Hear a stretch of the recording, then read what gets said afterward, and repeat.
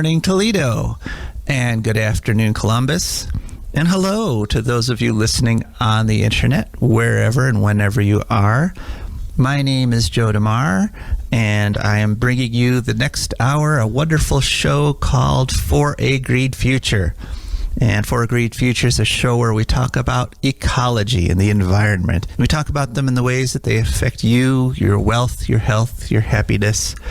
And I'm broadcasting to you from Denver today because I drove out here to visit with my sons for Christmas. And I just have to say, we're using a remote software thing to broadcast the show.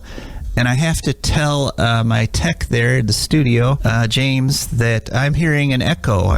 I'm hearing myself talk, which is not unusual, but it's off by about, there we go. Now I'm fine. All right. So here I am in Denver, and hope you all had a joyous and happy Christmas. And we're going to have a great show for you today, even though it's the day after Christmas. No rest for the ecologically minded here. You can call in at any time at 877-909-1007, or you can send a text to 419-973-5841, and we'd be happy to read it for you on the air. And I might be a little bit short of breath here because after all, I'm a mile up right now in the Mile High City, and I'm still not acclimatized to the thinner air up here. But nevertheless, we've put together a fantastic show for you. After we chat for a bit, for the next 15 minutes or so, then we're going to have an interview from Stephaney Seay, who's a friend of the show. She's been on before talking about the situation with the Yellowstone bison. And then, of course, we'll hear from our wonderful advertisers and sponsors. And then Rebecca Wood will be calling in at about 10:30 with, she's got a very Christmassy topic today. She's going to talk to us about holly, and we'll see what the story is on holly. But in the meantime, I just wanted to chat for a few minutes with you about some things that happened during the week. One, of course, the big thing was, for me, was the drive to Denver. It's about a 16-hour drive from Bowling Green to Denver, and we went all the way across the Great Plains. And, once again, I was struck by, and my wife has complained about this, how boring the plains are. But the reason they're so boring is that we have made them boring. In other words, we've completely dominated that landscape, and it's just mile after mile of feedlot and hayfield and cornfield, and it just drove home that point that I know intellectually, I know that 90% of what we grow in the United States of America isn't to feed humans. It's we're growing corn to feed cattle, and of course then we eat the cattle, and it's just an incredibly inefficient process, and it just generates tons of greenhouse gases. And I'm glad that we are moving towards a more sustainable sort of diet. We're putting more plant protein in, things like the Impossible Whopper, which I love, and no, I'm not being paid to say that. I just love it. And those are good things, because after talking to Stephaney, I had done my interview with Stephaney the day before. It really refreshed that longing to see wild bison roaming the plains, the way going where they're supposed to, where they want to, when they want to. That's what we really need in the Great Plains. And there have been a number of people trying to make that happen for a number of years. But there's a terrible push to exterminate the last of the wild bison, and they're doing it slowly. They're doing it, a section at a time, but nonetheless, the path they're on will result in the extinction of the wild bison in the United States of America, and that's a terrible thing. So it's a little depressing, but then, this is one great thing about nature, is that it will always lift your spirits once you get out into it. And so we were driving along that whole big, long, boring, kind of depressing drive. Then we stopped at a park. We were going to walk Ursula, and stretch our legs. And so we stopped in this park in Colorado, which it has apparently become an overwintering site for Canada geese.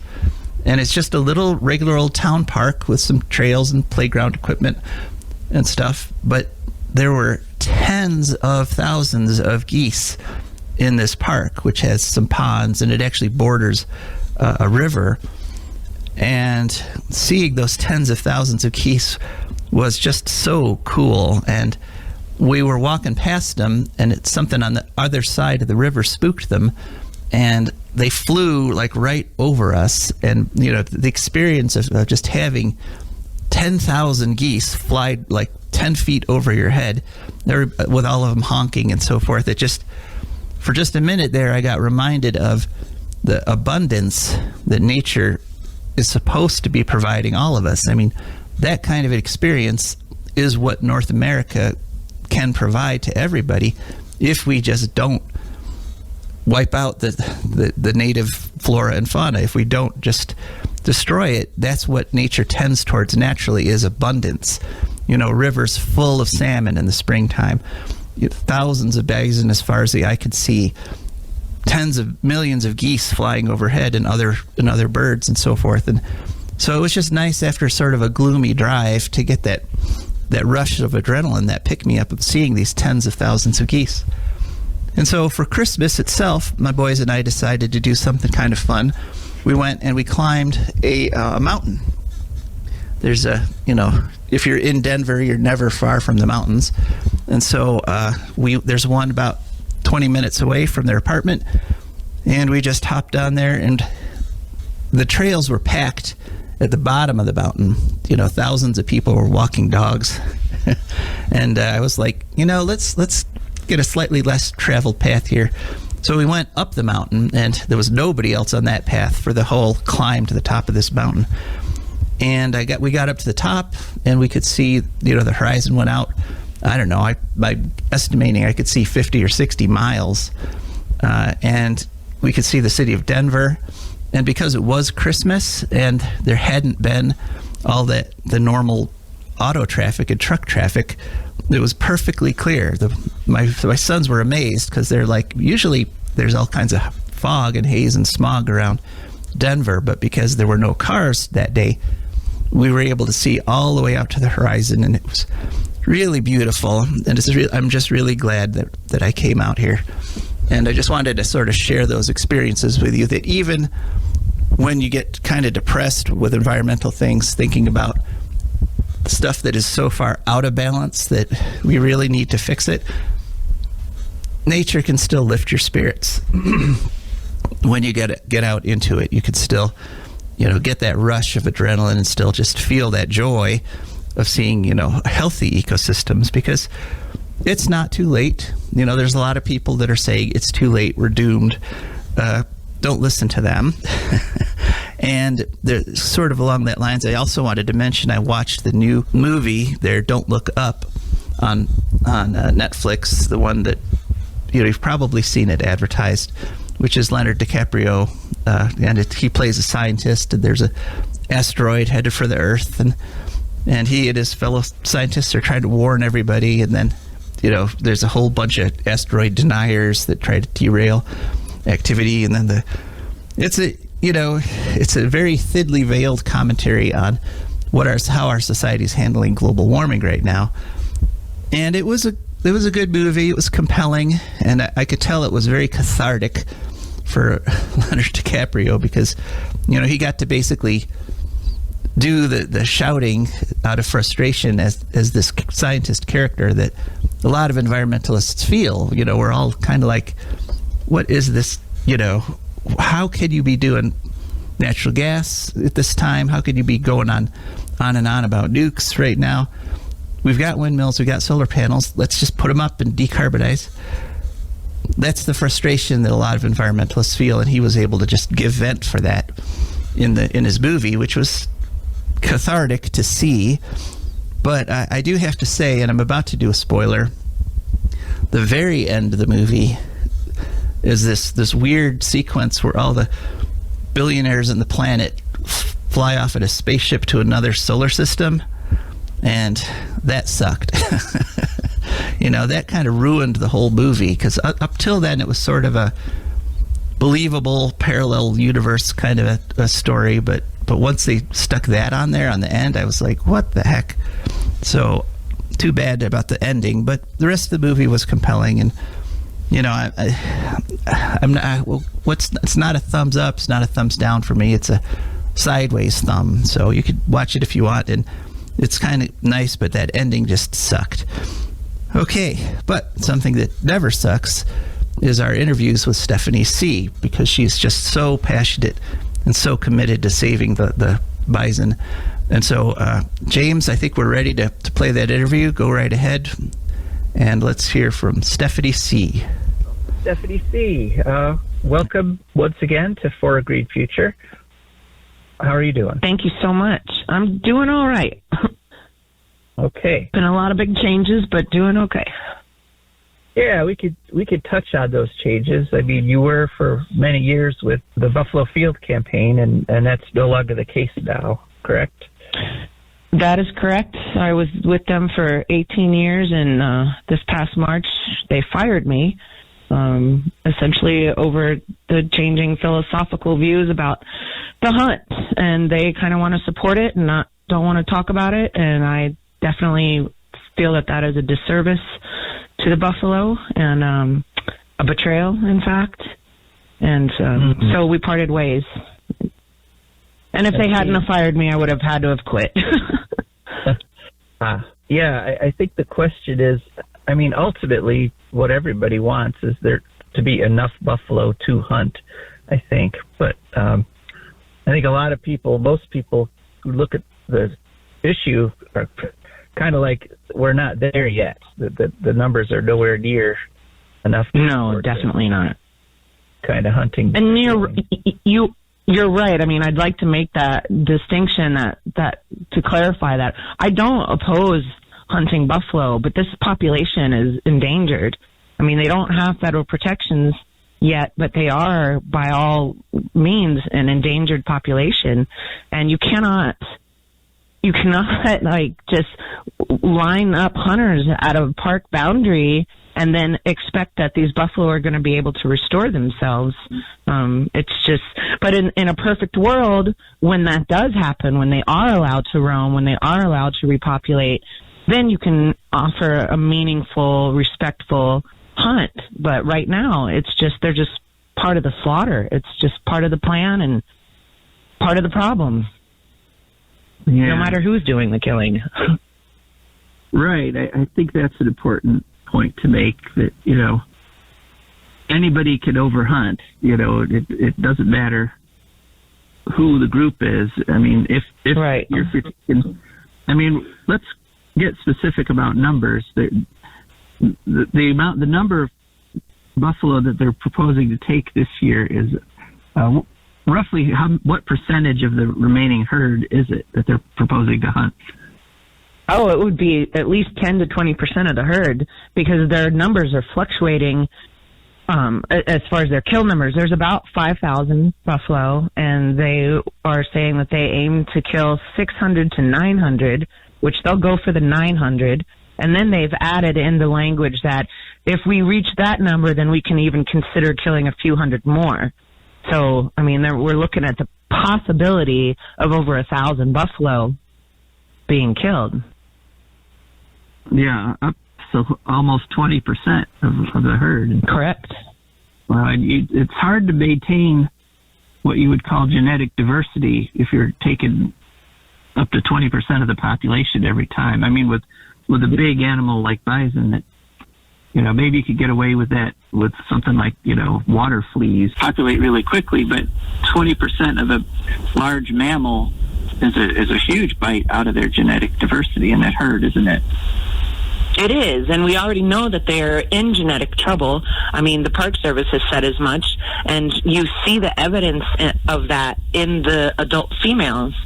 Through their mitochondrial DNA, they show the signs of genetic trouble. And you'll see the females with twisted horns that go in different directions, horns that sometimes even point towards the eyeball. And that is a clear indicator that there's a problem. And yet these managers, i.e. killers, just continue to go about things as it's a numbers game for them. That's all it is. There's no ecological, biological relationship. There's no logic at all taking place in how they manage these buffalo. Well, I think it's important for people to know that. So what's the situation for the buffalo right now? I mean, here in Ohio, we're kind of in a season that I call gray now, where the leaves have fallen off the trees, and it's a little cold, but there's no snow. What's it like there for the Yellowstone bison? Well, I'm a little further north of them right now, but I've been, staying as close in touch with people who are on the ground, and winter has been slow to come. There were a few buffalo bulls who migrated out of the park into the Hebgen Basin near West Yellowstone about, late October, early November, and already one of them were killed by hunters. But there hasn't been the massive big winter yet to really drive a large migration. But the rumors are that will be coming, and so we'll just have to wait and see what happens. But so for now, it's been kind of quiet in the field. I mean, we did lose one bull from the central herd, which is really unfortunate. But other than that, things have been so far uneventful. Okay. So you have continued, as you say, to monitor the buffalo situation, and you started a Facebook group there, haven't you? Yeah, well, we've had this Facebook group for a while, but we recently changed the name. It's called Buffalo Lovers, and it's not an official organization, but it's a place that people can come to who love the buffalo. They can learn about what's going on, share artwork, share stories, share take action items, and really just stay involved and keep up to date with what's happening with the buffalo. And we are very, very soon going to be launching a new nonprofit, and we're really excited about this one. It's called Roam Free Nation. And so just if people could go to Facebook and look up Buffalo Lovers, you will stay in the loop, and we will keep you up to date, and then we will let you know as soon as we launch our new Roam Free Nation organization. And that organization is going to be, we'll be advocating from the buffalo's perspective. There will be no human-centric component there. We will be all about the buffalo, and we'll also be expanding our advocacy to help our brother and sister organizations with all the good work that they're doing to try to help the planet, whether it's trying to save prairie dogs, trying to stop mining, just et cetera, helping wolves, helping grizzly bears.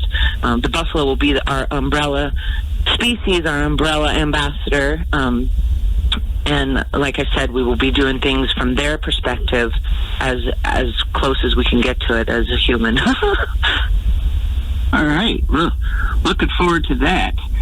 So I'm on the Buffalo Lovers, and I guess it's BUFFALOVERS. Is that how it's spelled? Yep. That, right? You could spell out Buffalo VERS. And then ERS. Okay. So I saw something on there, and that's the reason I asked you on today specifically, is that there's a comment period open right now for people that want to, put their opinions in on what's happening to the bison. Could you tell us a little more about that? Absolutely. So the state of Montana, their Fish, Wildlife, and Parks Wildlife Commission is currently accepting public comments on their 22-23 bison hunt regulations. So hunt regulations for next year.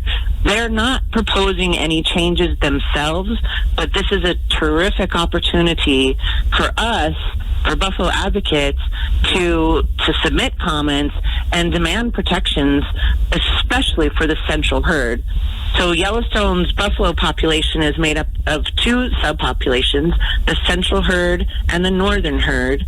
The central herd are the descendants of the 23 buffalo who saved themselves from extinction at the end of the 19th century. So they are truly the last wild ones. And they're in such big trouble because they migrate into West Yellowstone, into the Hebgen Basin, and also into the Gardner Basin in the portion of the park. And the north portion of the park is where Yellowstone National Park's trap is.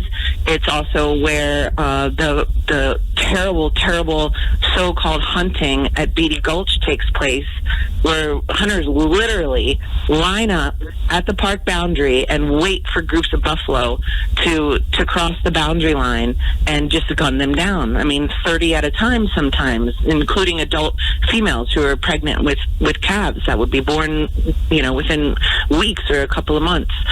And so that's all taking place. And the central herd exclusively the ones who migrate into the Hebgen Basin. So we know that when buffalo come into the Hebgen Basin, they're from that herd. And this would be the fourth year, for the past 4 years, Yellowstone National Park, as well as Montana Fish, Wildlife, and Parks, recognize that the central herd is in such dire straits that they've recommended that there be no hunting or no lethal action taken against buffalo who migrate into the Hebgen Basin. So this would be our opportunity, because right now it's a recommendation and it's falling on deaf ears. And the hunters don't really care. They don't give a damn. They want to get their buffalo. They want to fill up their freezer, and so be it. They really don't care. And so they need to be told that this is not going to happen anymore. They need to be told there needs to be a regulation, a real hard, fast line that says, no, you cannot take these buffalo. We have to let them restore themselves. We have to let them recover and rebuild their population.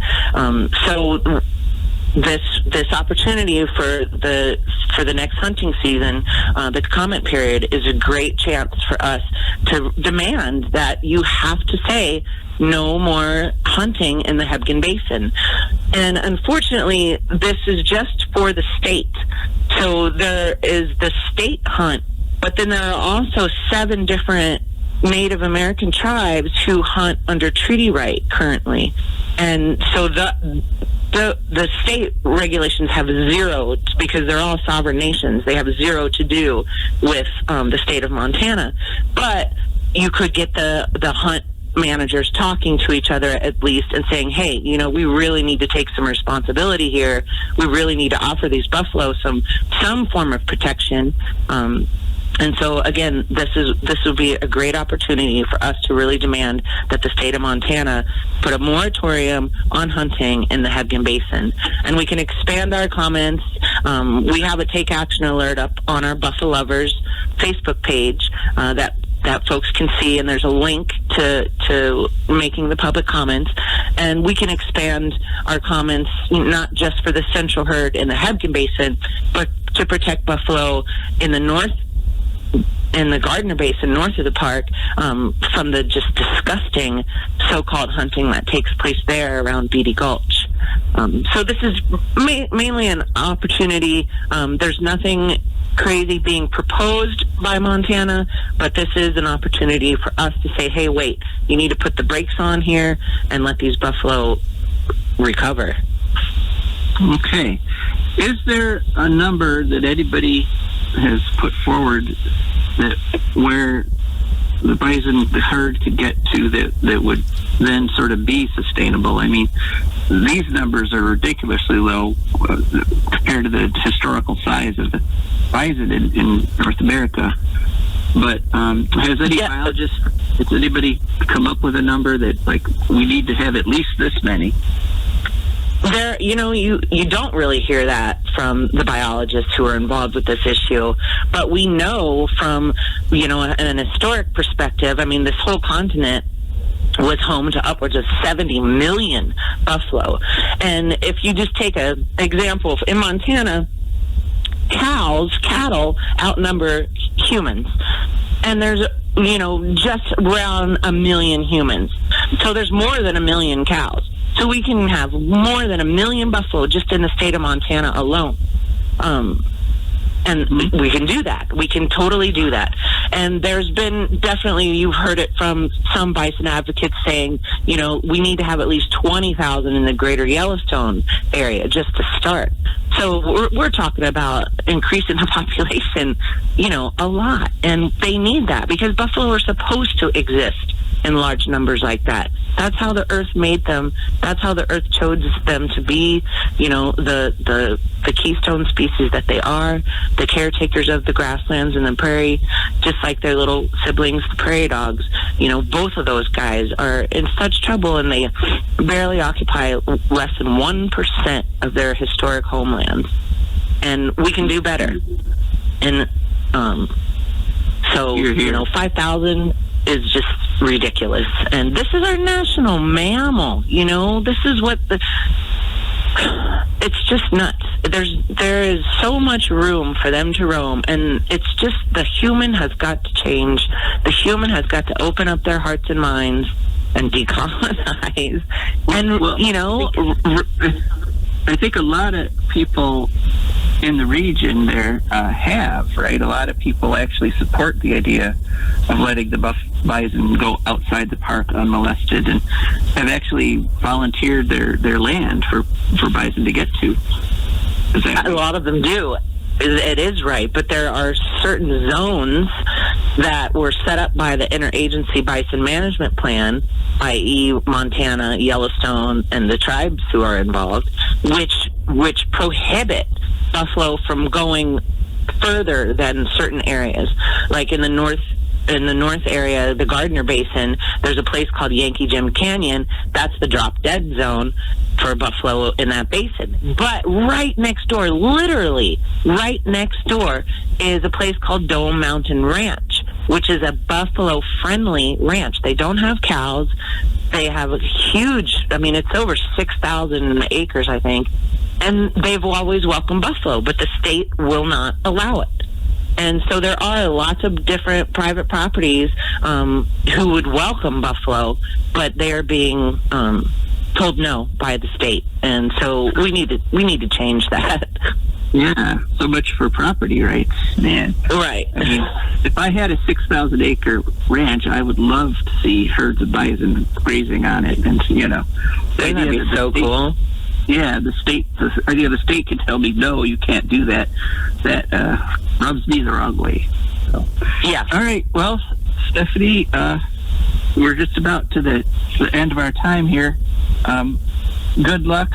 Now, I do understand, is the Buffalo Field Campaign still pursuing the lawsuit to try to get bison named as an endangered species? Is that still happening? Yes. That is still happening. I'll give them that much. That is still happening. But it's like, that's why, how can you support a hunt when you're trying to fight for Endangered Species Act protection? It doesn't make any sense. How can you not oppose a hunt when it just does not make sense? I guess I hope it doesn't weaken their case, Yeah. So, all right. Well, Stephaney, thanks so much for joining us again, and we're going to thank you, and have happy holidays. All right, it's great talking with you. You have a happy holidays too. Okay, bye. All right, and that was our interview with Stephaney. Apologies, we had a little bit of technical difficulties there, but we overcame them. What do you think about the situation out there in Yellowstone, or what do you think about anything else? Did you see the Don't Look Up movie? Do you disagree with my assessment of it? Any environmental topic you'd like to discuss, 877-909-1007, or send a text to 419-973-5841. We're eagerly awaiting your comments. Okay, and one thing that I'm sure everybody's eagerly awaiting is our advertisers and sponsors. Yay! All right, For Green Futures brought to you by the Wood County Park District. The Wood County Park District is a natural resources conservation agency. They protect natural spaces, maintain quality green spaces, provide engaging programming, and they teach people to love and respect nature. They restore wildlife habitats, and they lead outdoor adventures. Wood County Parks protects natural spaces in Wood County for all to enjoy, from 8 a.m. to 30 minutes past sunset every day of the year. And there's several ways you can find out what they're doing. One is to call them at 419-353-1897. That's 419-353-1897. You can also go to their website, which is at wcparks.org, or check out one of their apps that you can go to any app store and download WC Parks. And of course, they're on all the social media, Twitter, Facebook, Instagram, et cetera, et cetera, et cetera. That's the Wood County Park District. And we're very grateful that they're sponsors of For a Green Future. For a Green Future is also brought to you by our patrons. And these are wonderful people, far-sighted, sympathetic people that have had the good grace to go to patreon.com. That's Patreon. And they searched for a Green Future, and up popped our little page there with some nice pictures on it. And they get to choose the level of membership that matches their budget, so nobody has to suffer here. This is a cruelty-free program that we produce here.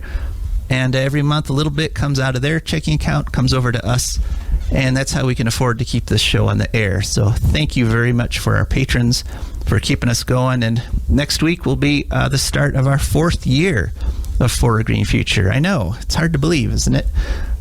But we're definitely looking forward to that. All right, something else we always look forward to is hearing from our co-host, Rebecca. And James, I have to ask, is Rebecca on the line yet? I'm here. Right. Hey, Rebecca, how are you doing? Hi there. I'm okay. Yeah. I'm in a different apartment with a nice, quiet kitty right now. Like, I'm not like some people I could mention. So your usual co-host Koga there is not going to be joining the conversation today. That's what you're telling me. No, he isn't. No. Okay, and so what did he get for Christmas? Oh, he got tennis balls. He got 6 tennis balls, which he actually understands is 6 times more exciting than a single tennis ball. And he got bacon treats. Tennis balls and bacon treats. A Christmas to remember. So. There you go. Yeah. He does remember. His little butt gets all wiggly whenever he sees his Christmas stocking. So he knows that good stuff comes in it, I guess. Huh. That's cool. All right. So what would you like to talk to us about this week? Oh, well, I did a little looking into holly, the holly plant. Okay. As in the holly and the ivy when they're both full grown, blah, blah, blah, blah, blah. That holly plant. Right. And the holly jolly Christmas holly there. There we go. One assumes, yeah. So holly plants, it turns out, are basically the genus Ilex, which has 560 species, which grow all the way from sea level to fairly high up on mountains, pretty much everywhere from the tropics to the temperate zone, basically. The one that you think of in connection with Christmas is the Ilex aquifolium, or common European holly, which of course, got to be associated with Christmas because most of the species, including that, are evergreens. So the one we know is an evergreen, and so evergreens are always sort of a sign of hope because they're a thing that's alive in the winter when it looks like everything else is dead, which helps us remember that while everything may look dead, actually everything is just dormant and it's all going to come back to life soon, when we need a reminder of that pretty badly. And then you got the beautiful red berries that look like blood, which is associated with life. So actually, though, they can be either shrubs or climbers, the entire genus. There are 3 subgenuses in the genus Ilex, and a lot of hollies like to live in laurel forest habitats, which tend to. A lot of them happen on coastal mountains and especially cloud forests. So they're a really diverse genus, so they live in all kinds of places. They have alternating glossy leaves, which are very pretty. The fruits are drupes, meaning they have like a big central pit like a peach. And they come in red, brown, black, green, or yellow. They're what do you call it, dioecious? Am I saying that right? They're dioecious, meaning that there are girl trees and there are boy trees, but maybe because of that, some species produce fruit parthenogenically, or can anyway. Maybe because the boy trees are too far away, or something like that. Parthenogenically, meaning that the female trees can just go ahead and put out some berries without any guy showing up. There you go, like Jesus. There's enough blasphemy out of me, though. Right, so the fruits ripen in winter, which is one reason they became the Christmas plant. They're toxic to humans, but all kinds of animals like to eat them, birds, animals, blah, blah, blah. they're actually invasive in the west coast of North America, all the way from California to D.C., because they got loose and they're displacing native trees. And interesting fun fact: one of this genus is the source of the yerba mate plant in Latin America that you make the tea out of, which I personally don't like. I think it tastes terrible, but it's very popular. Well, that's very interesting, because I happen to actually be drinking yerba mate tea right now for the first time. I've never had it before, and I have to agree with you. It doesn't taste that good, but it tastes like it does taste like it's very good for you. You know what I mean? But right, just it's supposed to be good for you or something. But they have all the hollies have inconspicuous green or white flowers. And the deal with yerba mate is it's a caffeinated drink, beloved of the Guarani and Tupi people in South America, including Brazil and some Spanish-speaking countries. It's traditionally served in a calabash gourd or something that looks like one, because it's just kind of carried over. It's been associated with there's some association with esophageal cancer, but they think that's mostly from burns from the hot liquid. And also the commercial production process involves smoking it with wood, which can make it into a carcinogen. So if you don't use the commercial type and you act like you got some sense, you're probably okay. Apparently, finishing with my finish with a bang here, the yerba mate plant is considered in traditional culture to be a gift of the moon and cloud goddesses as a thank you for a human man who saved them from a jaguar attack. So, if you ever see some ladies being attacked by a jaguar, you should probably step in, because they might give you a nice present of yummy tea, which you will like, even if I don't particularly. Okay. All right, Rebecca. Well, thanks. All right, thanks so much for that report on holly. And I just want to emphasize what you said, that they are dilaceous. You weren't trying to say they're delicious, so we're saying stay away from holly berries. They're toxic. Okay. Yeah. The leaves good, berries are bad. Let's remember that. All right, thanks, Rebecca. We'll see you next week, maybe in studio. We'll see. Alrighty, Happy New Year if I don't see you. You too. Bye. Bye-bye. All right, so that was Rebecca. And once again, if we got time for a call or a text, texting at 419-973-5841 or calling 877-909-1007. Okay, now we go on to ecological news, and there's all sorts of things happening on the planet, as there usually are. Thought I'd start out with a positive note. Taiwan just had a referendum on nuclear power, and nuclear power was defeated in this referendum, and the vote was 52 to 46. And specifically, what this was is they have a plant that they mothballed. It was mostly done, and they decided after Fukushima, they said, you know what, maybe this isn't such a hot idea after all. And so there's this crazed pro-nuclear fanatic. His name is Huang Shi-su, and he put together this referendum and asked people in the country, basically, should we restart this plant? Should we finish the building of it? And again, 52% of Taiwanese said no, which is a great thing. Now, unfortunately, back in 2018, there was a proposal to close Taiwan's 3 existing nuclear plants. And again, it was pushed by this Huang fella. And he actually didn't have enough petition signatures. And it was, going to be tossed out. The referendum was going to be tossed out. But then he went on a hunger strike. And apparently, it's big in Taiwanese culture. If you go on hunger strikes, things get done for you. So they decided to go ahead and have it anyway. But they announced they would have this referendum 1 month ahead of time. There was a lot of debate, and he basically patted himself. He's a Trump clone, another Trump clone, because he called everything that people were saying opposed to nuclear power, he just called it fake news, used the same phrase. And his tactic during that month-long campaign was to just attack everybody who was opposed to nukes personally, just call them idiots and uneducated and etc., rather than respond to any of their points. And so he actually won that the referendum in 2018, which was a referendum. The question was, should we close our existing nuke plants? And the Taiwanese said, no, we shouldn't close them in that referendum. So nukes won that referendum. But I think what may have happened, my theory is that the intervening 3 years, people went back and looked at all the things this guy claimed in 2018 and probably realized, hey, this guy's a liar.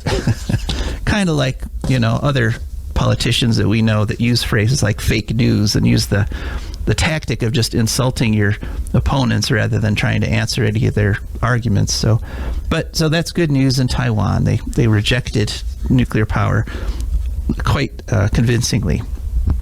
Another story closer to home, up there in Covert, Michigan, there's a nuke plant called Palisades. And we've talked about Palisades before. It's probably one of the most embrittled nuclear plants in the country. That is, the metal on the inner core weakening, so that if they had to put in cold water for the emergency core cooling system, it's likely to fracture. Turns out that it was sold to Holtec, which is a company we've reported on before, and it's going to be decommissioned. So that's good news. They're finally going to shut Palisades down. They should have done it years ago when they discovered how brittle it was. But the bad news is that Holtec has a poor record, a record of kind of quick and sloppy decommissionings. And we reported a few weeks ago about what they're trying to do over in Boston, where they're decommissioning a plant and they want to dump the spent fuel rod water, which is intensely radioactive, just dump it into Boston Harbor. So good news, bad news on that. Good news, they're finally shutting it down. Bad news, it's been bought by Holtec, which is kind of a quick and dirty decommissioning company. So we'll keep following that.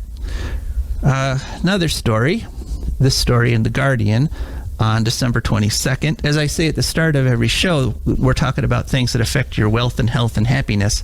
Here's a very direct health effect, apparently. We've talked before many times about the problems of plastics and microplastics and how we need to stop making plastic. It turns out it looks like there's a connection.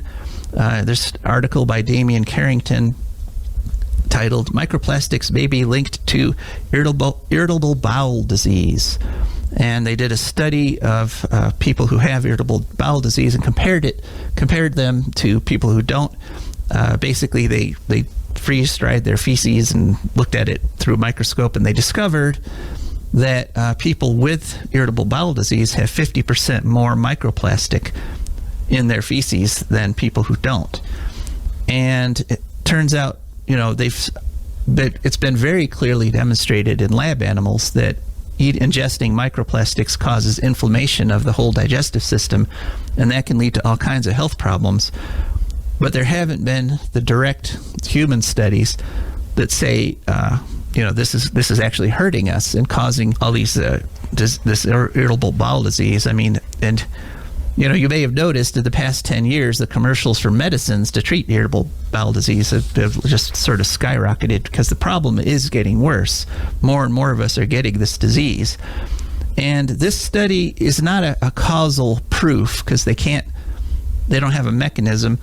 And it is possible something else is going on, like maybe people with irritable bowel disease, maybe their body doesn't process the microplastics the same as people who don't have it. But the more severe the irritable bowel disease, the more plastic they found in their excrement there.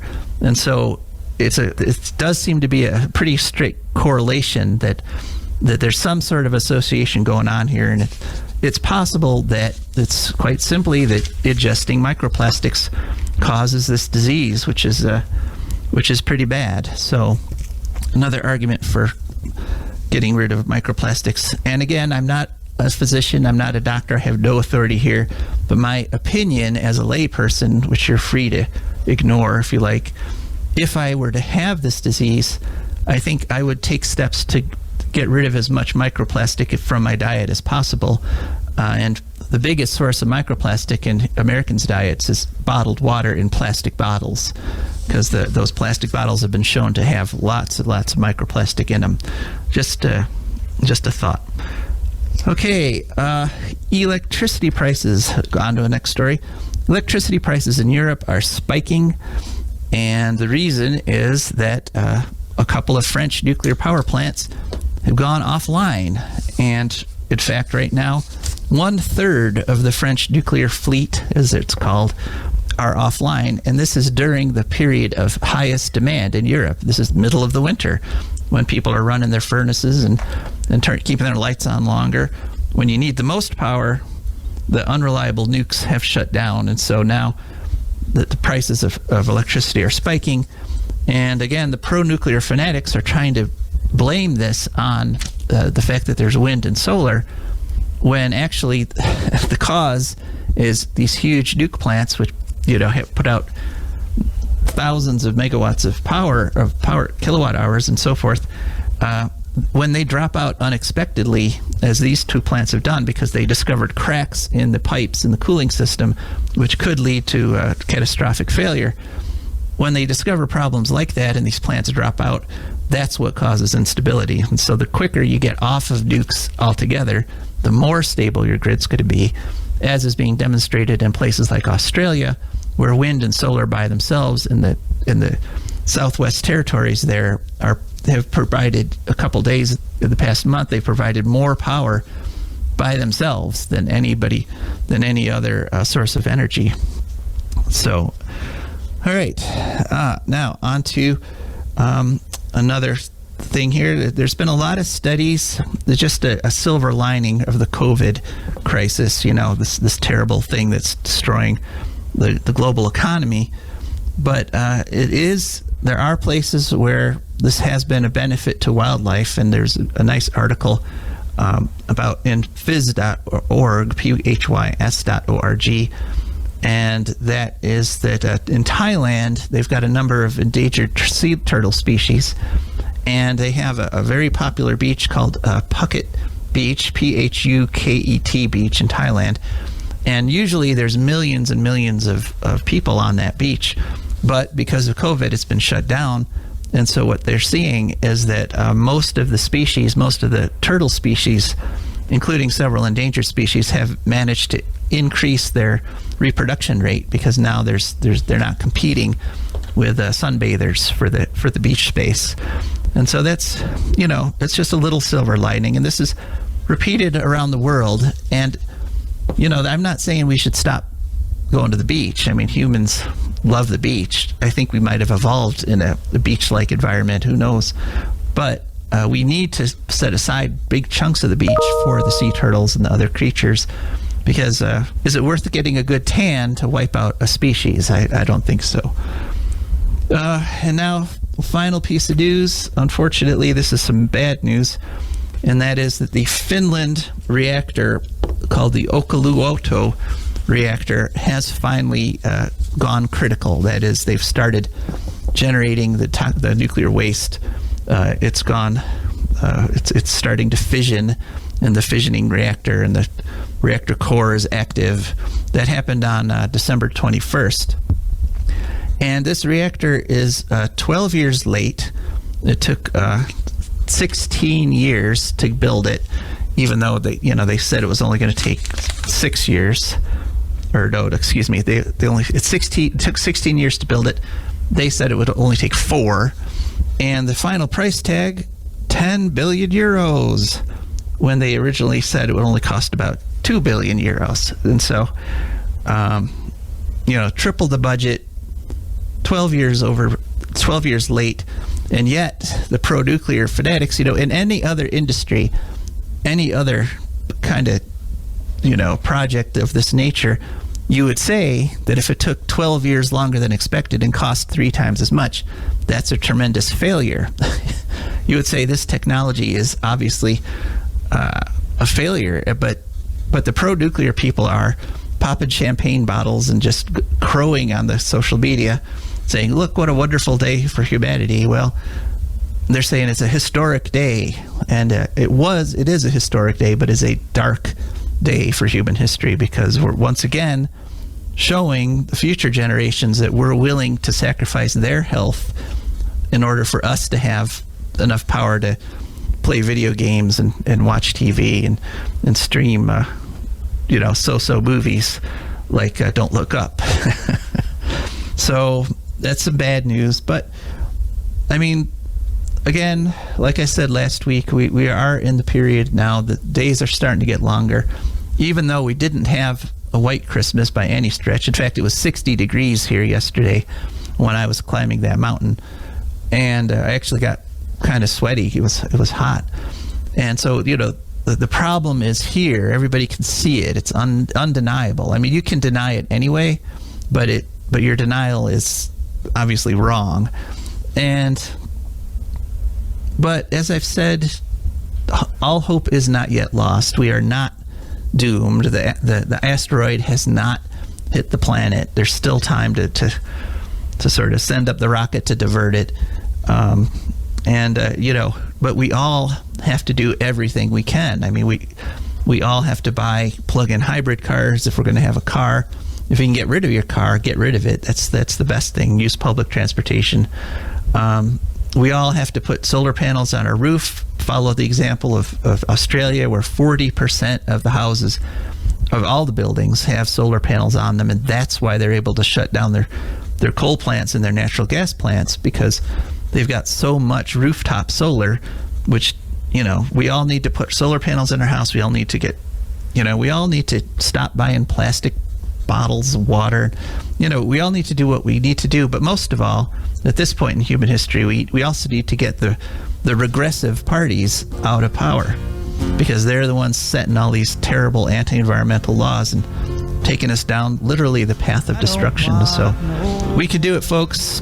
Thanks so much for listening to For a Green Future. This is Joe DeMare signing off. I like birds and things, creeping and crawling